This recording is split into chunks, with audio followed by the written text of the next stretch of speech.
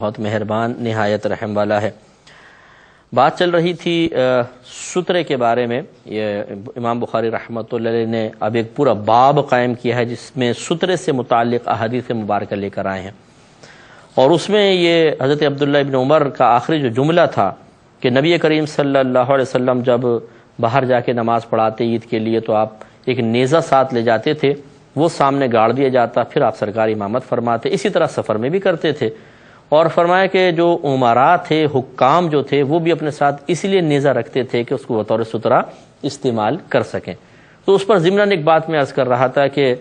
نبی کریم نے صلی اللہ علیہ وسلم نے باقاعدہ امامت فرمائی، اور جتنے بھی حاکم بنتے تھے پہلے، جو حاکم اسلام کہلاتے تھے، وہ باقاعدہ امامت کرتے تھے پانچوں وقت کی، اور جمعہ پڑھاتے تھے، عیدین پڑھاتے تھے۔ آج ہمارے معاشرے میں تھوڑا سا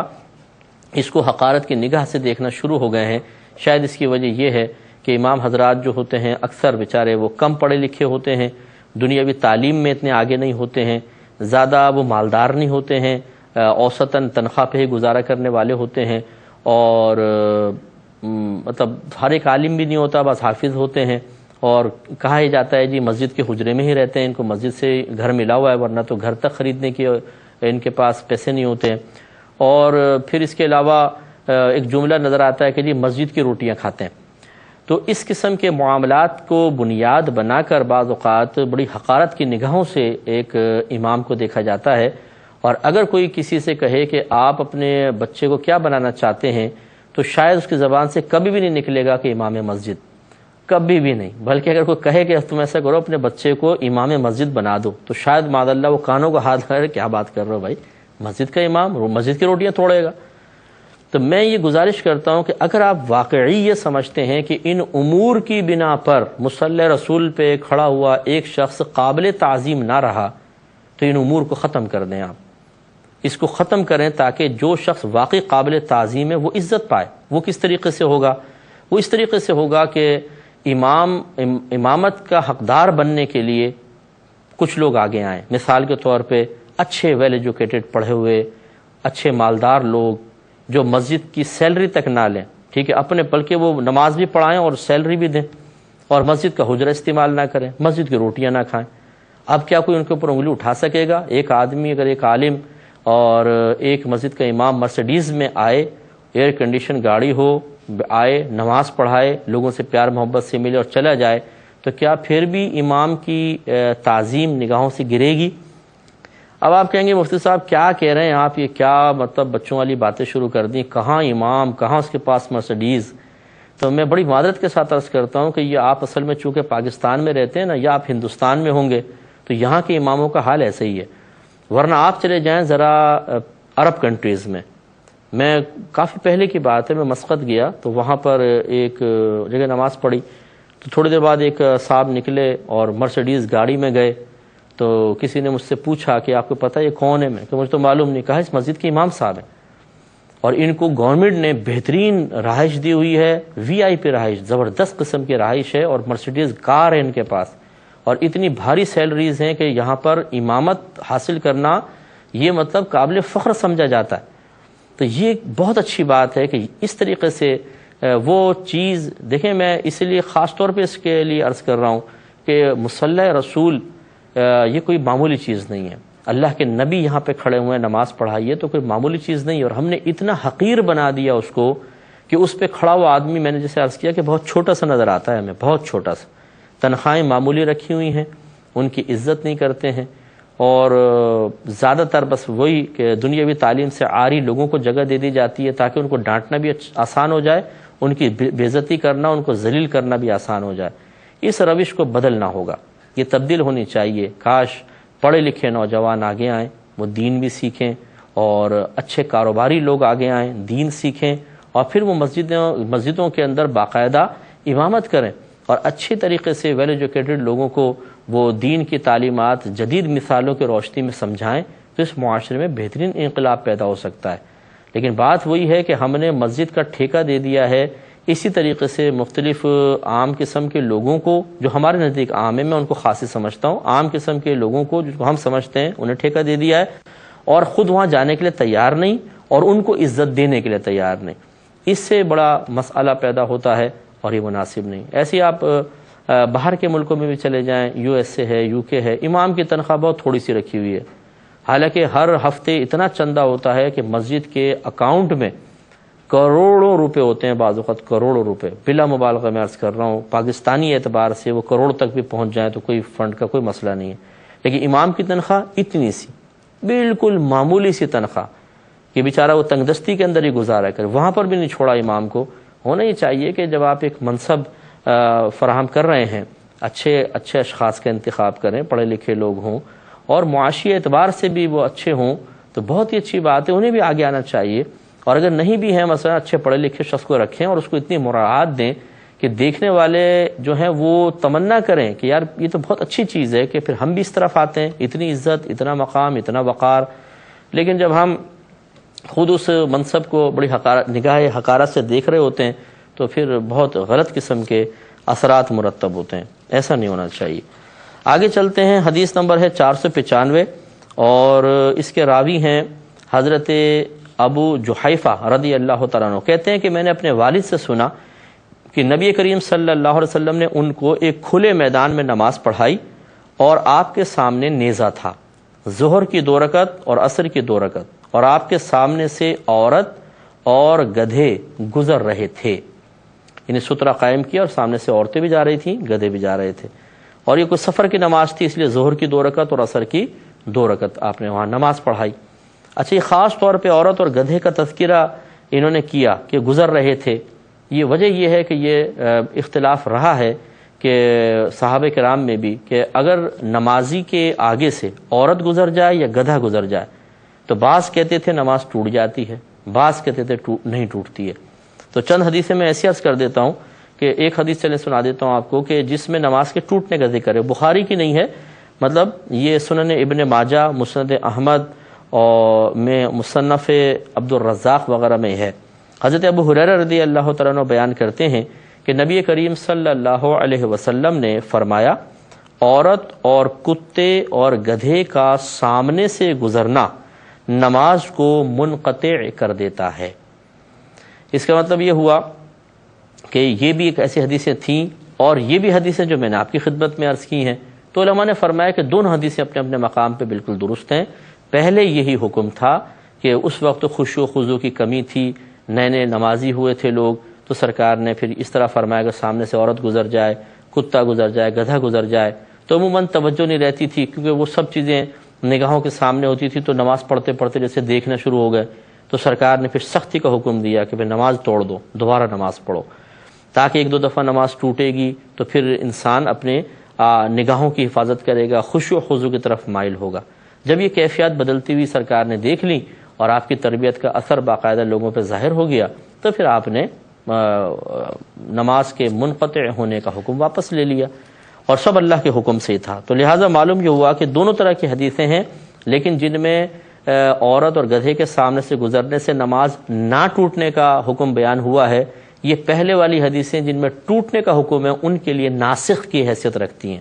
تو وہ منسوخ ہیں اور یہ ناسخ ہیں۔ لہٰذا اب یہی ہے، اگر آپ نیزہ قائم نہ بھی کریں، وہ عورت سامنے سے گزر گئی تو نمازی کی نماز پہ فرق نہیں پڑے گا، ہاں عورت کے آگے سے گزرنا ضرور منع تھا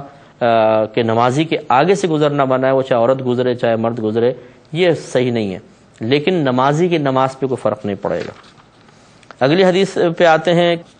باب قائم کیا ہے کہ باب قدر کم ینبغی ان یکون بین المصلی والسترہ، نمازی اور سترے کے درمیان کتنی مقدار کا فاصلہ ہونا چاہیے۔ نمازی سے مراد ہے جب آپ سجدہ کرتے ہیں تو سجدے کی جگہ سے لے کر سترے تک کا کتنا مقام ہونا چاہیے، یہ نہیں کہ نمازی آپ کھڑے ہوئے ہیں قیام میں تو سترہ سامنے گاڑ لیا اتنا قریب، یہ کیونکہ یہ فاصلہ بیان ہو رہا ہے ابھی کہ سرکار جب سترہ فرماتے تھے تو اتنا قریب ہوتا تھا کہ بکری درمیان سے نہ گزر سکے، یہ اگر مراد ہوتا کہ کھڑے ہو کر آپ نے سترہ قائم کیا اور پھر اتنا کہ بکری نہ گزر سکے وہ تو سامنے آ جاتا۔ مراد یہی ہے کہ جہاں سجدہ انسان کرے گا نمازی اس کے بعد سترے کا اور اس کا کتنا فاصلہ ہونا چاہیے۔ تو یہ اس پر ایک حدیث لائیں، 497 نمبر حدیث 496 نمبر حدیث پاک ہے۔ پہلے حضرت سہل رضی اللہ تعالی عنہ بیان کرتے ہیں کہ نبی کریم صلی اللہ علیہ وسلم کی جائے نماز اور دیوار کے درمیان بکری کے گزرنے کی جگہ تھی، یعنی بہت ہی کلوز بعض اوقات ہو کر، بس یہ جیسے نماز پڑھ رہے ہیں اتنا فاصلہ، یہ سجدے کی جگہ ہے اور اتنا، بس کہ بکری بھی درمیان سے نہ گزر سکے، اتنا کلوز بھی سرکار نے نماز پڑھی ہے۔ اور 497 نمبر حدیث پاک ہے، حضرت سلمہ رضی اللہ تعالی عنہ کہتے ہیں کہ مسجد کی دیوار منبر کے پاس تھی، اس سے بکری بمشکل گزر سکتی تھی،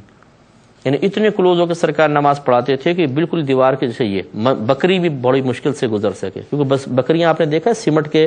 چھوٹی چھوٹی جگہوں سے نکل جاتی ہیں، یعنی بہت ہی قریب ہو کے سرکار نے نماز پڑھائی ہے۔ باب الصلاۃ الی الحربۃ، چھوٹے نیزے کی طرف رخ کر کے نماز پڑھنے کا باب۔ 498 نمبر حدیث پاک ہے، حضرت عبداللہ ابن عمر رضی اللہ تعالیٰ عنہ بیان کرتے ہیں کہ نبی کریم صلی اللہ علیہ وسلم کے لیے چھوٹا نیزہ گاڑ دیا جاتا تھا، پھر آپ اس کی طرف نماز پڑھتے تھے۔ تو اس سنت کو ہمیں بھی زندہ کرنا چاہیے۔ نیزہ تو نہیں ہوگا ہمارے پاس، لیکن کبھی ایسا ہو کہ آپ نماز پڑھ رہے ہیں اور آپ کو گمان ہو کہ لوگ سامنے سے گزریں گے، تو پھر اپنے سامنے سترہ قائم کر لینا افضل ہوتا ہے۔ اور سترے کی مقدار میں کئی دفعہ ذکر کر چکا ہوں کہ انگلی کے سرے سے لے کر، بیچ والی انگلی کے سرے سے لے کر کوہنی تک اتنی لمبائی کم از کم، اور ایک یہ شہادت کی انگلی کے برابر موٹائی، اگر اتنی بڑی کوئی لکڑی آپ سامنے گاڑ دیتے ہیں تو کافی ہے۔ اور ورنہ ستون کے سامنے پڑھ رہے ہیں، یا کوئی جیسے ٹوپیاں ہوتی ہیں نا مسجد کی، بعض اوقات آپ اس کو اگر اوپر تلے ملا کے ایسی اونچی سی بنا لے، وہ سامنے رکھ دیں، وہ بھی سترے کا کام دے گی۔ لیکن بعض لوگ ایسا کرتے ہیں جوتے صرف سامنے رکھ دیتے ہیں، یا ایک ٹوپی سامنے رکھ دیتے ہیں، اس کی طرف رخ کر کے نماز پڑھ رہے ہوتے ہیں، تو یہ اتنا چھوٹا سا سترہ نہیں ہوگا، کیونکہ یہ شرعی گز کہلاتا ہے، یہاں سے 1.5 فٹ تقریباً ہوتا ہے، تو اتنا کم از کم اونچائی ہونی چاہیے۔ اگر نہیں کریں گے اور آپ کو سامنے سے گزرا، تو اگر آپ نے ایسی جگہ نماز شروع کی کہ ضرور لوگ سامنے سے گزریں گے، تو نمازی گناہ گار ہوگا کہ ایسی جگہ نمازی کیوں پڑھی۔ اور اگر آپ محتاط پڑھ رہے ہیں لیکن پھر بھی کوئی سامنے سے گزرا، تو وہ گناہ گار ہوگا۔ اس لیے بہتر یہ ہے کہ سترہ قائم کیا جائے۔ اگلا باب لے کر آئیں، باب الصلاۃ الی العنزۃ، نیزے کی طرف نماز پڑھنے کا باب۔ یہاں عنزہ کا لفظ ہے، پیچھے جو تھا حربہ کا لفظ ہے۔ حربہ چھوٹے نیزے کو کہتے ہیں، اور عنزہ عام نیزے کو کہا جاتا تھا۔ 499 حدیث پاک ہے، نبی کریم ایک راوی کہتے ہیں، حضرت عون بن ابی جحیفہ اپنے والد سے روایت کرتے ہیں کہ میں نے ان سے یہ سنا تھا کہ نبی کریم صلی اللہ علیہ وسلم دوپہر کے وقت ہماری طرف تشریف لائے، بس آپ کے لیے وضو کا پانی لایا گیا، پھر آپ نے وضو کیا، پھر ظہر اور عصر کی نماز پڑھائی، اور آپ کے سامنے نیزہ تھا، اور عورت اور گدھا اس نیزے کے پاس سے یعنی سامنے سے گزر رہے تھے۔ ابھی حدیث گزری ہے۔ 500 نمبر حدیث پاک ہے، حضرت انس بن مالک رضی اللہ تعالیٰ عنہ بیان کرتے ہیں کہ جب نبی کریم صلی اللہ علیہ وسلم قضاء حاجت کے لیے تشریف لے جاتے، تو میں اور ایک لڑکا آپ کے پیچھے جاتے، اور ہمارے ساتھ ڈنڈا یا لاٹھی یا نیزہ ہوتا، اور ہمارے ساتھ چمڑے کا برتن ہوتا۔ جب آپ قضاء حاجت سے فارغ ہو جاتے تو ہم آپ کو وہ چمڑے کا برتن دیتے تھے۔ اب اس میں سترے کا ذکر نہیں، لیکن پچھلی کی یہ حدیث گزر چکی ہے کہ وہ لاٹھی یا سترہ، وہ جو نیزہ تھا وہ آگے گاڑ کے نماز پڑھا کرتے تھے۔ باب السترۃ بمکہ وغیرہا، مکہ وغیرہ میں سترے کا باب۔ 501 نمبر حدیث پاک ہے، حضرت ابو جحیفہ رضی اللہ تعالیٰ عنہ اس کے راوی ہیں، کہتے ہیں کہ نبی کریم صلی اللہ علیہ وسلم دوپہر کے وقت نکلے، پھر آپ نے بجری والی ریتیلی زمین جو کہ ایک مدینے کے وادی میں تھی، اس میں ظہر اور عصر کی 2 رکعت نماز پڑھی، اور اپنے سامنے نیزہ گاڑ دیا اور وضو کیا، پھر لوگ آپ کے وضو کے پانی کو اپنے جسم پر مل رہے تھے۔